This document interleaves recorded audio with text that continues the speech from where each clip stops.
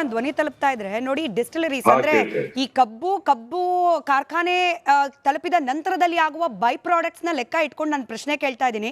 Distilleries ಅಲ್ಲಿ Karnataka number 3 ಸ್ಥಾನದಲ್ಲಿದೆ sir ಇಡೀ ದೇಶದಲ್ಲಿ. ಇನ್ನು IMFL ಅಂದ್ರೆ ಇಂಡಿಯನ್ ಮೇಡ್ ಫಾರಿನ್ ಲಿಕ್ಕರ್, ಇದು ಹೈಯೆಸ್ಟ್ ಪ್ರೊಡಕ್ಷನ್ ನಮ್ಮ ರಾಜ್ಯದಲ್ಲಿ ಆಗೋದು. ಇದರ ಜೊತೆಗೆ ಸಕ್ಕರೆ ಉತ್ಪಾದನೆನೇ ನಾವು ಲೆಕ್ಕ ಹಾಕಿದ್ರೆ 2ನೇ ಹೈಯೆಸ್ಟ್ ಪ್ರೊಡಕ್ಷನ್ ಕರ್ನಾಟಕದಲ್ಲಿ ಆಗುತ್ತೆ.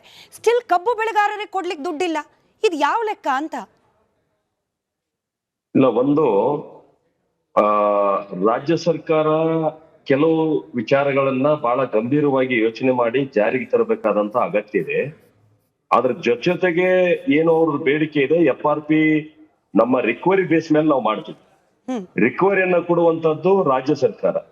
ಹೀಗಾಗಿ ರಿಕವರಿಯನ್ನ ಅವರು ಕೊಡುವಲ್ಲಿ ಎಲ್ಲೋ ಒಂದಿಷ್ಟು ವಿಫಲ ಆಗಿದ್ರಿಂದ ನಮ್ಮ ಕಬ್ಬು ಬೆಳೆಗಾರರು ಆರೋಪ ಮಾಡುವಂತೆ ಮೊದಲು 9.5 ಇದ್ದಂತ ರಿಕವರಿಯನ್ನ ಇವತ್ತು ಕೇಂದ್ರ ಸರ್ಕಾರ 10.25 ಮಾಡಿದೆ ಅನ್ನುವಂಥದ್ದು ಅವ್ರ ಪ್ರಮುಖವಾದಂತ ಬೇಡಿಕೆ. ಅದು ಒಂದೇ, ಅದನ್ನ ಬಿಟ್ರೆ ಕೇಂದ್ರ ಸರ್ಕಾರ ಕಡೆ ಬೆರಳು ತೋರಿಸುವಂತದ್ದು ಏನಿಲ್ಲ.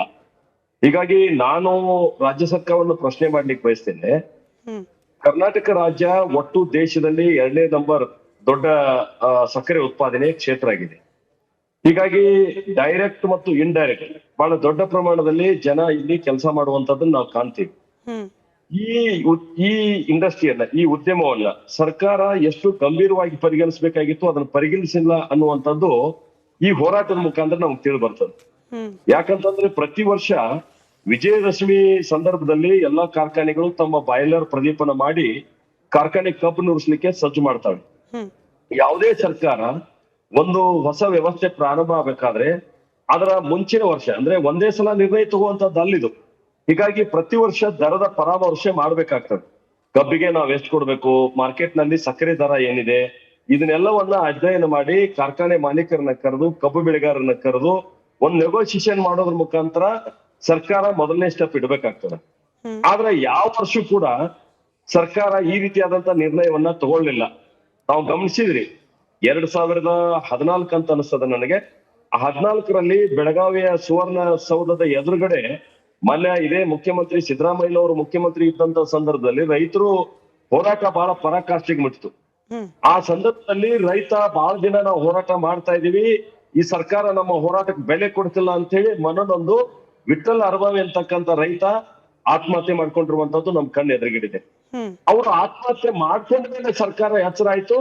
ಅವತ್ತು ಸನ್ಮಾನ್ಯ ಮುಖ್ಯಮಂತ್ರಿ ಸಿದ್ದರಾಮಯ್ಯನವರು 150 ರೂಪಾಯಿ ಪ್ರತಿ ಟನ್ನಿಗೆ ಹೆಚ್ಚುವರಿಯನ್ನ ಘೋಷಣೆ ಮಾಡಿದ್ರು ನಾನು ನಿಮ್ಗೆ ನೆನಪಿಗೆ ತರಲಿಕ್ಕೆ ಬಯಸ್ತೇನೆ.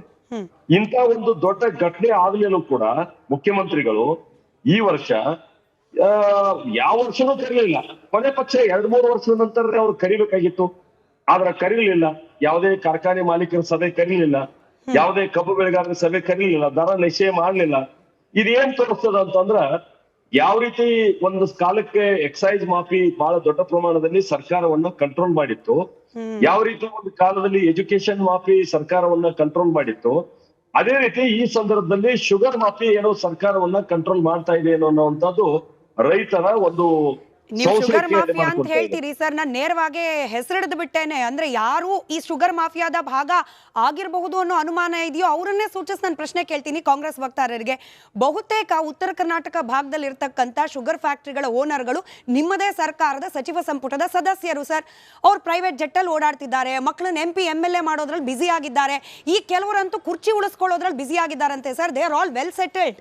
ಬಟ್ ಇಸ್ಕೊಂಡು ಕಬ್ಬಿಗೆ ದುಡ್ಡು ಕೊಡಕ್ ಮಾತ್ರ ದುಡ್ಡಿಲ್ಲ. ಸಕ್ಕರೆ ಕಾರ್ಖಾನೆ ನಡೆಸೋದು ಸುಲಭ ಅಲ್ಲ ಅಂತ ಒಬ್ರು ಹೇಳ್ತಾರೆ, ಸಕ್ಕರೆ ಕಾರ್ಖಾನೆ ಮಾಲೀಕರು ನಷ್ಟದಲ್ಲಿದ್ದಾರೆ ಅಂತ ಹೇಳಿ ಮತ್ತೊಬ್ರು ಹೇಳ್ತಾರೆ. ಮುಖ್ಯಮಂತ್ರಿಗಳನ್ನು ಕೇಳ್ಬಿಟ್ರಂತೂ ಇಲ್ಲ ಇದೆಲ್ಲ ಕೇಂದ್ರ ಸರ್ಕಾರದ್ದು ಅಂತ ಹೇಳಿ ಎಂತ ಇಲ್ಲಾಜಿಕಲ್ ಉತ್ತರ ಕೊಟ್ಬಿಡ್ತಾರೆ ಸರ್. ನಮ್ಮ ಪಕ್ಷದಲ್ಲೇ ಎಲ್ಲ ಪಕ್ಷದಲ್ಲೂ ಸಕ್ಕರೆ ಕಾರ್ಖಾನೆ ಮಾಲೀಕರು ಇದ್ದಾರೆ, BJPಲೂ ಇದ್ದಾರೆ, ದಳದಲ್ಲೂ ಇದ್ದಾರೆ, ಕಾಂಗ್ರೆಸ್ಸಲ್ಲೂ ಇದ್ದಾರೆ. It's part of their business.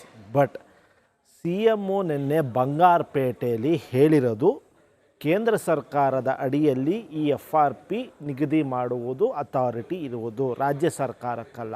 ಆದರೂ ಕೂಡ ನಮ್ಮ ರಾಜ್ಯ ಸರ್ಕಾರ HK ಪಾಟೀಲ್ ಅವ್ರನ್ನ ಕಳಿಸಿದ್ದೀವಿ, ನಾವು ರೈತರೊಂದಿಗೆ ಒಂದು ಚರ್ಚೆ ಮಾಡಿ ಅವರ ಬೇಡಿಕೆಯನ್ನು ಈಡೇರಿಸಲು ನಾವು ಏನೇನು ಕ್ರಮ ತಗೋಬೇಕೋ ಅದನ್ನು ಒಂದು ಮನವಿಯನ್ನು ಸ್ವೀಕರಿಸಿ ನಾಳೆ ಇಲ್ಲ ನಾಳಿದ್ದು ಸಂಪುಟ ಸಭೆಯಲ್ಲಿ ಏನೋ ಮಾತಾಡ್ಬಿಟ್ಟು ಅವ್ರಿಗೆ ಏನೋ ತಾರ್ಕಿಕ ಅಂತ್ಯಕ್ಕೆ ನಾವು ಅವರ ಬೇಡಿಕೆಯನ್ನು ಮನ್ನಣೆ ಏನು ಸಭೆ ಸಕ್ಕರೆ ಕಾರ್ಖಾನೆ ಮಾಲೀಕರ ಸಭೆನೋ ಇಲ್ಲ ಸಕ್ಕರೆ ಕಾರ್ಖಾನೆ ಮಾಲೀಕರಿಂದ ಬರಬೇಕಾದ ಬಾಕಿ ಹಣ ಪರವಾಗೋ ಏನೇನು ಅವ್ರ ಬೇಡಿಕೆ ಇದೆ ಅದರ ನಿಟ್ಟಿನಲ್ಲಿ ನಮ್ಮ ಸರ್ಕಾರ ಮಾತಾಡಿ ಅವ್ರಿಗೆ ಏನೇನು ಬೇಡಿಕೆ ನಮ್ಮ ನ್ಯಾಯಸಮ್ಮತವಾಗಿ ರಾಜ್ಯದ ಸರ್ಕಾರದ ಪರವಾಗಿ ಏನೇನು ಈಡೇರಿಸಬೇಕೋ ಆ ನಿಟ್ಟಿನಲ್ಲಿ ನಮ್ಮ ಸರ್ಕಾರ ಕೆಲಸ ಮಾಡುತ್ತೆ ಅಂತ ಸಿಎಂ ಹೇಳಿದ್ದಾರೆ. Sir, I am really sorry Kashyap sir. ಒಂದು ನಿಮಿಷ, ಸರ್ಕಾರ ಮಾಡಬೇಕಾಗಿರೋ ನಿಮಗೆ ಪ್ರಶ್ನೆ ಕೇಳ್ತಿದ್ದೀನಿ, ಸರ್ಕಾರ ಫಾಲೋ ಮಾಡಬೇಕಾಗಿರೋ ರೂಲ್ಸ್ ಅನ್ನ ಸಕ್ಕರೆ ಕಾರ್ಖಾನೆ ಮಾಲೀಕರಿಗೆ ಫಾಲೋ ಮಾಡಿ ಅಂತ ಹೇಳಿ ಖಡಕ್ ಫಾರ್ಮಾನ್ ಹೊಡಿಸಿದ್ರೆ ಇವತ್ತು ಕಬ್ಬು ಬೆಳೆಗಾರರು ಬೀದಿಗೆ ಬರ್ತಾನೆ ಇರಲಿಲ್ಲ.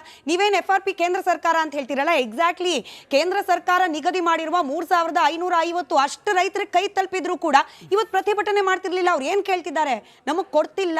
ಶುಗರ್ ಫ್ಯಾಕ್ಟ್ರಿ ಓನರ್ಸ್ ನಮಗ್ ಕೊಡ್ತಿರೋದೇ 2700 ರೂಪಾಯಿ, ಮ್ಯಾಕ್ಸಿಮಮ್ ಅಂದ್ರೆ 3100 ರೂಪಾಯಿ. ಅಂದ್ರೆ ಸಕ್ಕರೆ ಕಾರ್ಖಾನೆ ಮಾಲೀಕರು ಕೇಂದ್ರ ಸರ್ಕಾರ ನಿಗದಿ ಮಾಡಿರುವ FRPನೇ ಫಾಲೋ ಮಾಡ್ತಾ ಇಲ್ಲ. ಇದನ್ನ ಪ್ರಶ್ನೆ ಮಾಡೋ ಧೈರ್ಯ ಸರ್ಕಾರಕ್ಕೆ ಯಾಕಿಲ್ಲ ಅಂದ್ರೆ ಎಟ್ಟಗೇನ್ ಅವರೆಲ್ಲ ನಿಮ್ಮ ಪಾರ್ಟ್ ಆಫ್ ಕ್ಯಾಬಿನೆಟ್. ನೋಡಿ, ಎಲ್ಲ ಆ ಪಕ್ಷದಲ್ಲೂ ಸಕ್ಕರೆ ಕಾರ್ಖಾನೆ ಮಾಲೀಕರಿದ್ದಾರೆ. ಹಂಗನ್ಬಿಟ್ಟು ನಾವು ಬರೀ ಕಾಂಗ್ರೆಸ್ ಪಕ್ಷದಲ್ಲಿ ನಮ್ಮ ಕ್ಯಾಬಿನೆಟಲ್ಲಿ ಇದ್ದಾರೆ ಅಂತ ನಾನು I don't want to take ಮತ್ತೆ ಯಾಕೆ ಫಾಲೋ ಮಾಡ್ತಿಲ್ಲ sir? Sugar factory owners FRP ಅನ್ನು ಕೂಡ ಫಾಲೋ ಯಾಕೆ ಮಾಡ್ತಿಲ್ಲ? ಒಂದು ನಿಮಿಷ ಪ್ರಶ್ನೆ ಕೇಳಿದರೆ ಉತ್ತರ ಕೊಟ್ಬಿಡ್ತೀನಿ. ನಾಳೆ ನಾಳಿದ್ದು CM ನಾನು ಸಭೆ ಕರೆದಿ ರೈತರ ಸಮಸ್ಯೆಯನ್ನು ಆಲಿಸಿ ಅವರಿಗೆ ಆಗಬೇಕಾದ ಒಂದು ಮನವಿಯಲ್ಲಿ ಏನೇನು ನಾವು ಬಗೆಹರಿಸ್ಬೇಕೋ ಆ ನಿಟ್ಟಿನಲ್ಲಿ ಕೆಲಸ ಮಾಡ್ತೀವಿ ಅಂತ ಹೇಳಿದ್ದಾರೆ. ನೀವು ಹೇಳಿದ್ರಿ ರೈತರೊಂದಿಗೆ ಸಭೆ ನಡೆಸಿಲ್ಲ ಅಂತ. ಬಡ್ಜೆಟ್ ಟೈಮಲ್ಲಿ ಮಾಡಿದ್ದಾರೆ. ಸೆಕೆಂಡು ಮತ್ತು ಕಳೆದ ತಿಂಗಳು ರೈತರೊಂದಿಗೆ ಸಂವಾದ ಮಾಡಿದ್ದಾರೆ. ಅವರವರ ಏನಪ್ಪ ಅವ್ರ ಮನವಿಯನ್ನು ಸ್ವೀಕರಿಸಿದ್ದಾರೆ. ಅವರ ಈ ಎಸ್ಪೆಷಲಿ ಕಬ್ಬು ಬೆಳೆಗಾರದು ಮನವಿಯನ್ನು ಏನು ನಾನು ಪರಾಮರ್ಶನೆ ಮಾಡಿ ಮುಂದಿನ ದಿನಗಳಲ್ಲಿ ಅವ್ರ ಬೇಡಿಕೆ ಈಡೇರಿಸೋ ಕಡೆ ನಾವು ಕೆಲಸ ಮಾಡ್ತೀವಿ ಅಂತ CM ಮಾಡಿದ್ದಾರೆ. That does not mean we are not standing behind farmers ಅಂತ. ನಾವು ರೈತರೊಂದಿಗೆ ಯಾವಾಗಲೂ ನಮ್ಮ ಕಾಂಗ್ರೆಸ್ ಸರ್ಕಾರ ರಾಜ್ಯದಲ್ಲಿ ಹಾಗೂ ಕೇಂದ್ರದಲ್ಲಿ ನಿಂತೇ ಇರುತ್ತೆ. ಹಾಗಾಗಿ ಅದರಲ್ಲಿ ಎರಡು ಮಾತಿಲ್ಲ. Again I am telling FRP ನಿಗದಿ ಮಾಡೋದು ಕೇಂದ್ರ ಸರ್ಕಾರದ. ನಾನು ಅದನ್ನೇ ಕೇಳ್ತಿದ್ದೀನಿ ಸರ್. ಆಯ್ತು, ನೀವು ಸಭೆ ಮಾಡೋದು ಬಿಡೋದು ಅಲ್ಲ, ಸಭೆ ಮಾಡೋ ಪರಿಸ್ಥಿತಿನೇ ಬರಬಾರ್ದಾಗಿತ್ತು ಅಂತ. ಯಾಕಂದ್ರೆ FRP ರೀತಿಯಲ್ಲೇ 3550 ಸಿಕ್ಕಿದ್ದಿದ್ರೆ ಬಹುಶಃ ಅರ್ಧಕ್ಕರ್ಧ ಜನ ರೈತರು ನೆಮ್ಮದಿಯಾಗಿ ಮನೇಲಿ ಇರ್ತಿದ್ರು, ಬೀದಿಗೆ ಬರ್ತಿರ್ಲಿಲ್ಲ. ಬೇಸಿಕ್ ಪ್ರಾಬ್ಲಮ್ ಇಸ್ ಸಕ್ಕರೆ ಕಾರ್ಖಾನೆಯ ಮಾಲೀಕರು ಸರ್ಕಾರದ ನಿಯಮಗಳನ್ನ ಪಾಲನೆ ಮಾಡ್ತಾ ಇಲ್ಲ. ಅವ್ರು ಪಾಲನೆ ಮಾಡ್ತಾ ಇರೋದು ಅನ್ಸೈಂಟಿಫಿಕ್ ಆದ ರೈತರಿಗೆ ಹೊರೆಯಾಗುವ ಅವರದ್ದೇ ಆದ ಸ್ವಯಂ ಘೋಷಿತ ನಿಯಮಗಳು. ನೋಡಿ, ಸ್ವಯಂ ಘೋಷಿತ ನಿಯಮಗಳು ಯಾರ್ಯಾರು ಸಕ್ಕರೆ ಕಾರ್ಖಾನೆಯವರ ಪಾಲಿಸ್ತಿದಾರೋ ಅವ್ರು ನಿರ್ದಾಕ್ಷಿಣ್ಯವಾಗಿ ಕ್ರಮ ತಗೊಳ್ಳಿ ಅಂತ ಮುಖ್ಯಮಂತ್ರಿಗಳು ನಿನ್ನೆನೇ ಹೇಳಿದ್ದಾರೆ. ಇವತ್ತು ಬೆಳಗ್ಗೆನೂ ಹುಬ್ಳಿಲಿ ಹೇಳಿದ್ದಾರೆ.